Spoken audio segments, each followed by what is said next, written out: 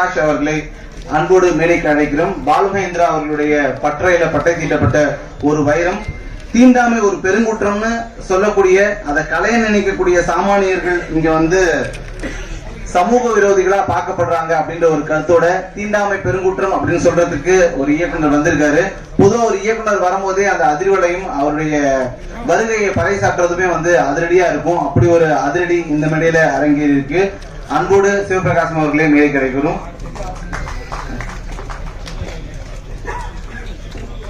இந்த படத்துல நடிகரா தன்னை தமிழ் சினிமாவில் நிலைநிறுத்த வருகை தந்திருக்கூடிய விஜித் பச்சன் அவர்களை அன்போடு மேடை கிடைக்கிறேன். புலிக்கு பிறந்தது பூனை ஆகாது அப்படின்னு சொல்லுவாங்க. புலியை தாண்டி இன்னும் தமிழ் சினிமாவில் வேகம் எடுத்து பாயும் இந்த புலி அப்படின்றது மீண்டும் ஒரு முறை இந்த டைலர்லேயே காமிச்சிருக்காரு. விஜித் பச்சன் அவர்களை அன்போடு மேடை கிடைக்கிறோம்.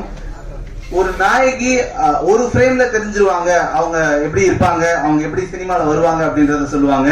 அந்த மாதிரி இந்த ஒவ்வொரு ஃப்ரேம்லயுமே ஜொலிக்கக்கூடிய ஷாலிகே நிவாகாஸ் அவர்களை அன்போடு மேடை கிடைக்கிறோம். இந்த படக்குழுவுக்கு உங்களுடைய அன்பும் ஆதரவும் வேணும்.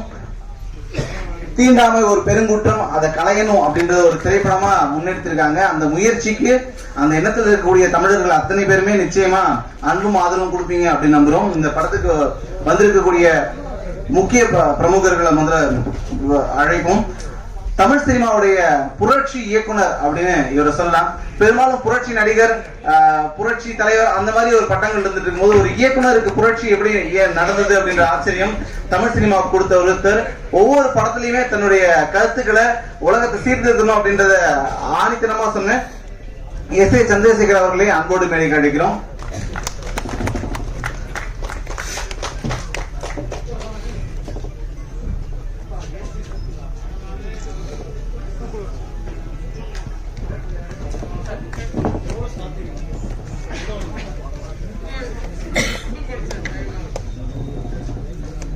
பேசும் ஒவ்வொரு வார்த்தைகளிலுமே வந்து பேரன்பும் பெருங்கோபமும் கொப்பளிக்கும் ஒரு நெருப்பு தமிழன் எங்கள் அண்ணன் செந்தமிழன் சீமான் அவர்களை அன்போடு மேடை கிடைக்கிறேன்.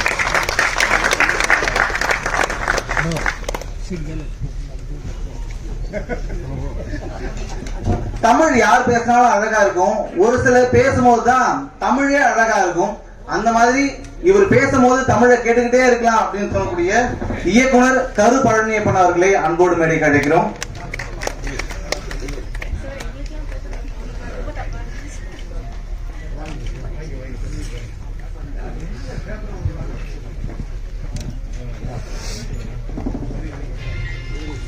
இயக்குனர்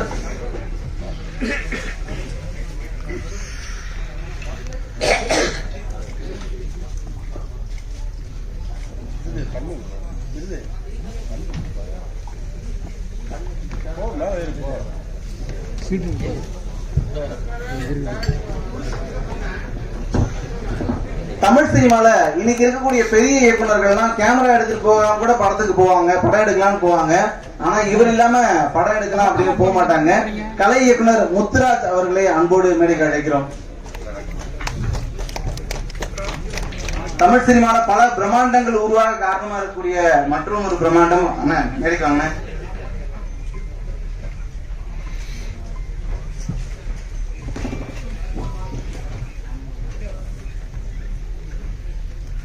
தமிழ் சினிமாவுடைய என்சைக்ளோபீடியா 1940 மே மாசம் 20ஆம் தேதி என்ன நடந்துச்சு அப்படின்னு கேட்டாலும் கூட எக்ஸாக்டா தமிழ் சினிமா என்ன நடந்துச்சுன்னு சொல்லக்கூடிய இயக்குனர், தயாரிப்பாளர், நடிகர் சித்ரா லட்சுமணன் அவர்களை அன்போடு மேடைக்கு அழைக்கிறோம்.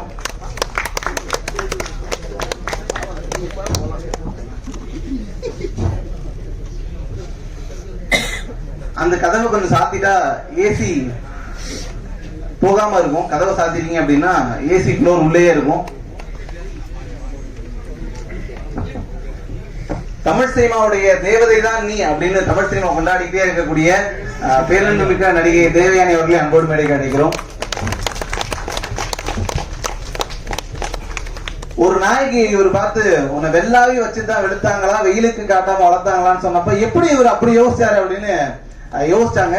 இப்படி சைட் அடிக்கலாம் அப்படின்னு சொல்லி கொடுக்கக்கூடிய ஒரு இயக்குனர், எழுத்தாளர், நடிகர், பாடலாசிரியர் ஸ்நேகன் அவர்களே அன்போடு மேடை கிடைக்கிறோம்.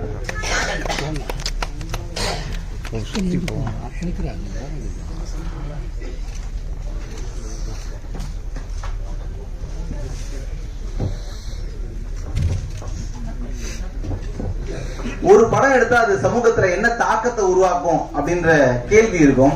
இவர் எந்த படம் எடுத்தாலும் அது சமூகத்துல ஏதோ ஒரு தாக்கத்தை ஏற்படுத்திக்கிட்டே இருக்கும்.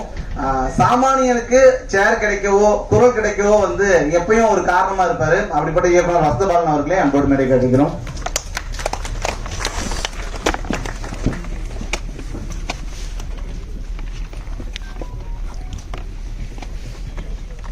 தமிழ்நாட்டை பொறுத்த வரைக்கும் ஒரு சில பொருட்கள் பாத்தீங்க அப்படின்னா அந்த பொருளுக்கு அந்த இடத்துக்கு அடையாளமா இருக்கும். அதுக்கு அந்த குறியீடும் கொடுத்திருப்பாங்க. இந்த மண் அப்படின்னு இவங்க ஞாபகம் வருவாங்க. அந்த மாதிரி பண்ருட்டி அப்படின்னா முந்திரி பழம் மாதிரி இன்னைக்கும் ஃப்ரெஷ்ஷா அவருடைய இயக்கத்துல மண்ணுடைய அழகையும் குரலையும் பேசிக்கொண்டே இருக்கக்கூடிய, மக்களுக்காக போராடி கொண்டே இருக்கக்கூடிய தங்கர் பச்சான் அவர்களே அன்போடு மேடை கிடைக்கிறோம்.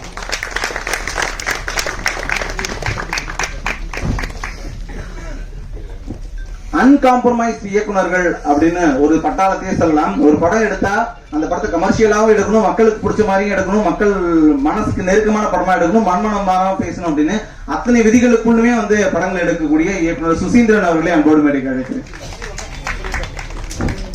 அவர் மாறு வயசுல இருக்கிறதுனால அவரால் யாரும் கண்டுபிடிக்க முடியல. வந்து மக்களோட மக்கள் அப்பயே கலந்து உட்காந்துட்டாரு. அதனால அவர் எங்க இருக்காருன்னு யாருமே கண்டுபிடிக்கல. இப்போ சுசீந்திரன் சார் எல்லாரும் திரும்பி பாக்குறாங்க. இவர் வந்து அடுத்து நான் மேடை கூட்டு போறவர் ரொம்ப நல்லவர். அவர் மாதிரி தங்கமானவர் கிடையாது. அவருக்கு என்னெல்லாம் தெரியுமோ அது எல்லாத்தையுமே வந்து மண்ணுக்கும் மக்களுக்கும் சொல்லிக் கொடுக்குற ஒருத்தர். ஆனா அவர் எல்லாருமே வந்து ஒரு மோசமான அரசியல்வாதியாவே படத்துல காமிச்சிட்டு இருக்காங்க. அண்ணன் நயன் கோபி அவர்களை மேடைக்கு அழைக்கிறேன். அன்பு, கருணை, நேசம் இதெல்லாம் என்ன அப்படின்றது அவர் பக்கத்துல போனா தெரியும். ஆனா ஸ்கிரீன்ல பார்த்தா எப்பயுமே கொலை கொள்ளை அப்படிதான் தெரியும்.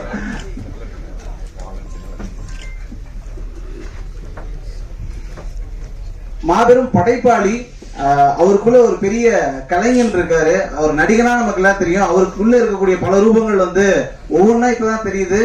மண்ணுக்காக தொடர்ந்து கொள்கைக்காக இருக்கக்கூடிய அருள்தாஸ் அண்ணன் அவர்களே அன்போடு மேடை கிடைக்கிறேன். எந்த மேடையில பேசினாலும் அண்ணன் கொஞ்சம் கொஞ்சமா அடுத்து அரசியல் நோக்கி வந்துட்டு இருக்காங்கன்னு நினைக்கிறேன்.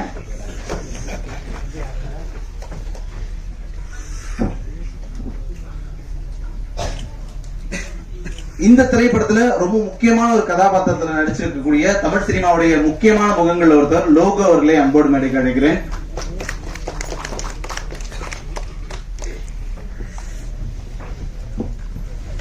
நடிகர் கதிர் இவருடைய மகன் தான்.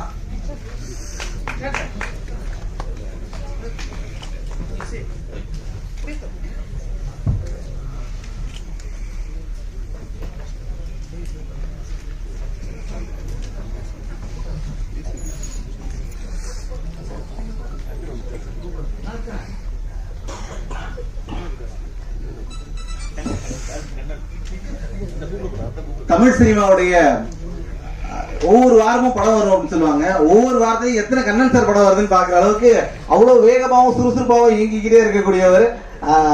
எண்ணிலடங்கா படங்களை தொடர்ந்து எடுத்து கொடுத்துக்கிட்டே இருக்கக்கூடிய கண்ணன் சார் அவர்களை அன்போடு அழைக்கிறேன்.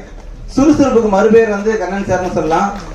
மணி சாருடைய பட்டறையில பட்டை தீட்டப்பட்டு சார் இப்படி வந்தீங்கன்னா கரெக்டா மாலை போட்டுருவோம், பொன்னாடை போட்டுருவோம்.